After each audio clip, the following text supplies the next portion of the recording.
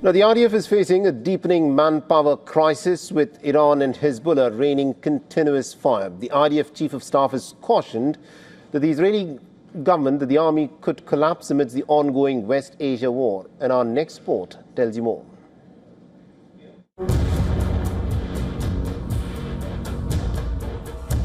Then Gaza. To now, Lebanon and Iran. Israel has been fighting a multi-front war. Over the years, the battlefield has changed and the burden on Israeli troops has only intensified. Israel is under constant fire from Hezbollah and Iran. In the past 24 hours, Hezbollah has fired over 100 rockets at Israel, in addition to dozens launched at troops operating in southern Lebanon. The IDF has intensified operations significantly to degrade Hezbollah's military capability in southern Lebanon, but the situation on the ground appears to be grim. In a rare admission, Israel's military chief of staff, Eyal Zamir, has red-flagged severe manpower shortages grappling the Israeli military in the middle of the Iran war. He warns that the IDF is heading to an internal collapse if there are no immediate reinforcements. On the Lebanese front, the forward defensive zone that we are creating requires additional IDF forces also in the future, over time. In Gaza as well, along the yellow line, more forces are needed. The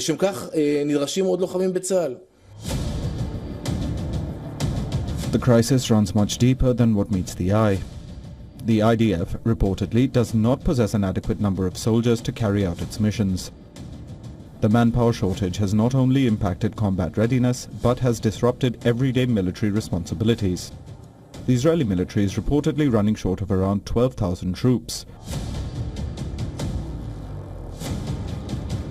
Israel has long relied on a combination of mandatory service and reserve forces to maintain a strong military. But repeated deployments and long service periods have reportedly taken a toll on reservists. The Israeli government vows to escalate and expand attacks on Iran and Hezbollah in the coming days.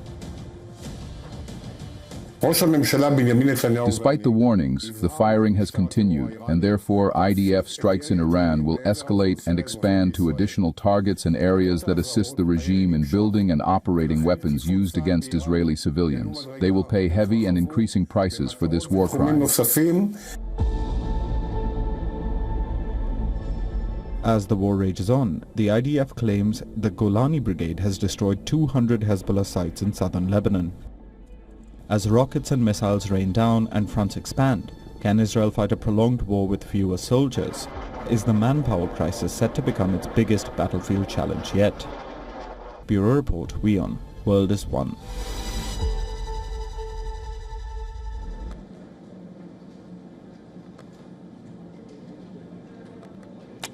All right, now to give us more perspective on this, we are joined on this broadcast by Mr. Danny Levy. He's in fact the president of the US Middle East Project, and he's joining us live on WION. Mr. Danny Levy, thank you very much indeed for joining us here. Now, let me in fact start off by asking you this. This is what Eyal Zamir says, that there is an acute manpower crisis within the Israeli military ranks. But at the same time, what we are witnessing is this war that's been started by the Americans along with the Israelis on Iran, and also this front against Lebanon, where Israel has said that it wants to occupy territory until the Litani River. With the Israelis saying that they do not have the manpower to do this, why is it that there are more fronts that have been opened up in the span of the last 1 month?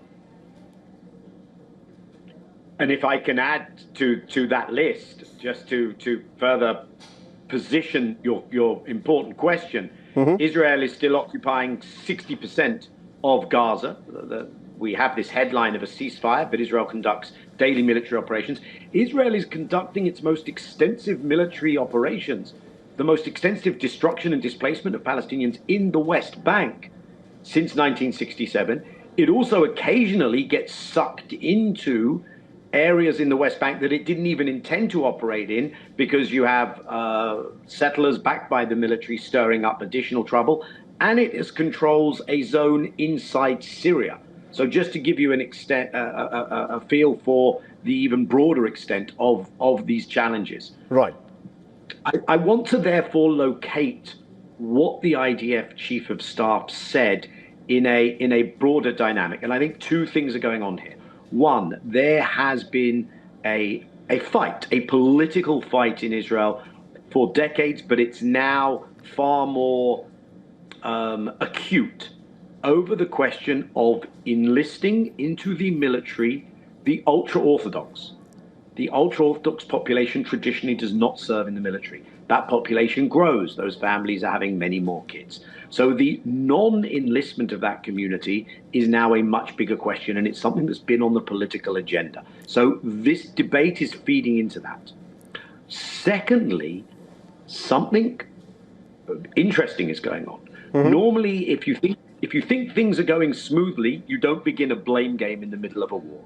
Right. Clearly, this is not going smoothly, and it's the beginnings of the different branches of the political and security establishment setting out their cases for what one imagines will be a commission of inquiry after the war in terms of why didn't this go as we expected. That's an interesting point that you make. The reason why this conversation is being had is because it is not going as was expected by the Israeli security establishment, predominantly Benjamin Netanyahu, the Prime Minister, and also the Chief of Mossad, David Barnea. Now, the war on Iran has now dragged on for almost about a month, and this front that the Israelis have opened against Hezbollah is something that is expected to go on for quite some time to come.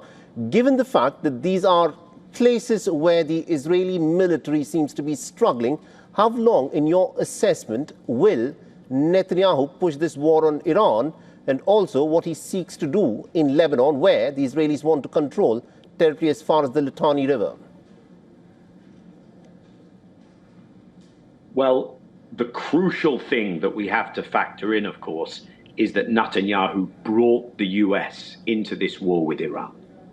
So this is something that the Israeli leadership would like to see continue, as long as you've got America there, as long as you've got more American aircraft carriers, more American troops, Marines, the airborne forces that we are told are being brought in now from East Asia, from elsewhere into this West Asia theater of conflict.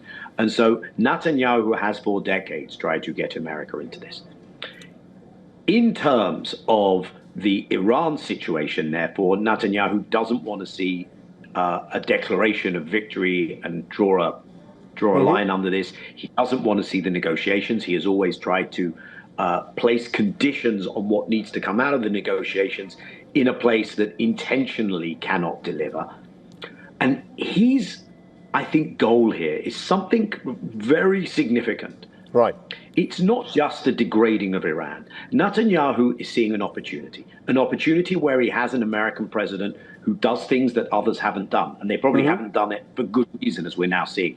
He sees a moment of geopolitical fluidity where he wants to assert maximum Israeli regional hard power hegemony, regional domination, what I talked about, Lebanon, Syria, etc. And he thinks he can do that with the military he has, the numbers he has, the reservists he has, by the way, the dwindling stock of interceptors he has. But that's his hope.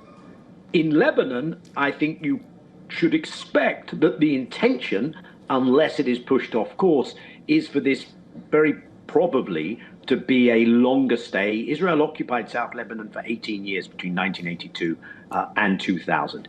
So it's an ambitious project. It's a project that I think has dramatically destabilized the region. Right. The question is, can it be contained or deterred, or will it simply splutter and run out of an ability to continue itself? There is geopolitical fluidity, as you say, that Netanyahu has created, but we need to see as to how the chips fall and whether they align in terms of how Netanyahu hopes they would. We're completely out of time. Thank you very much indeed, Mr. Danny Levy, for joining us with that perspective there. Thank you.